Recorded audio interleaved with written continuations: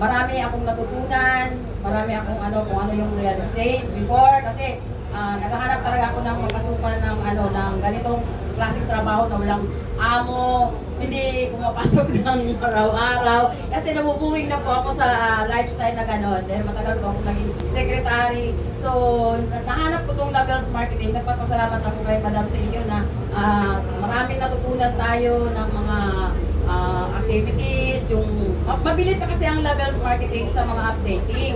So, yun ang wala sa ibang mga broker. Tayo kasi talagang sila Ma'am Lala, sila Ma'am, talagang nag-update. Pag sinabi natin ng ganito, mayroon tayong matatawagan. So sa tagal ko ng Levels Marketing, dito ko naranasan yung maraming travel. So doon ako masaya kasi yun talaga ang gusto ko eh. Hindi pa ako talaga kung saan-saan eh, no? So dito ko na-experience. So kung sino yung gustong pumasok, experience mo yung mga experience namin. O kaya mamaya, pumunta silang Baguio, yay!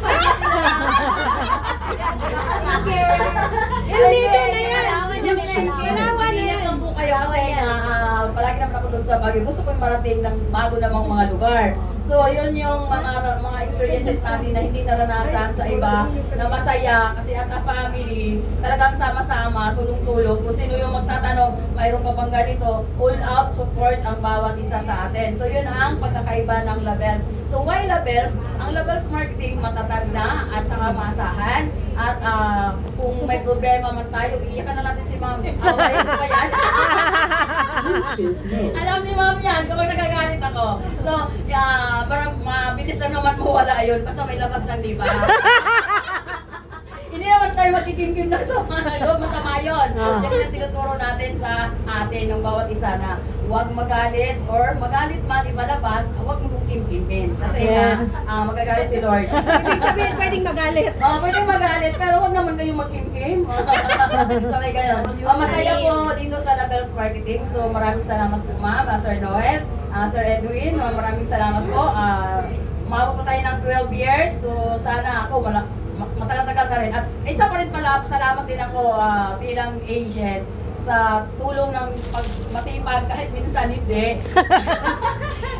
Natapos ko rin yung ibang gawain ko sa bahay na nakatulong din yung komisyon ko na napatayo yung bahay ko na iniwanan ako ng asawa ko na walang ginawa kundi mag-iwan ng 1/4 lang sa bahay. So sa tulong ng Labes, kahit may co-op, may pero sa komisyon, yun ang pinababayad natin, di ba? So nakatulong talaga ng malaki ang Labels sa bahay ko na nakakuha din ako ng isang lote pa ngayon. Yes! Mayroon ako, pero siyempre, unti-unti. Kaya masaya po ako na nandito sa Labels. Kaya habang buhay, habang hindi pa ko uwi ng probinsya, andito pa rin ako sa Labels. Alam mo yan, Ma'am, di ba? Kahit anong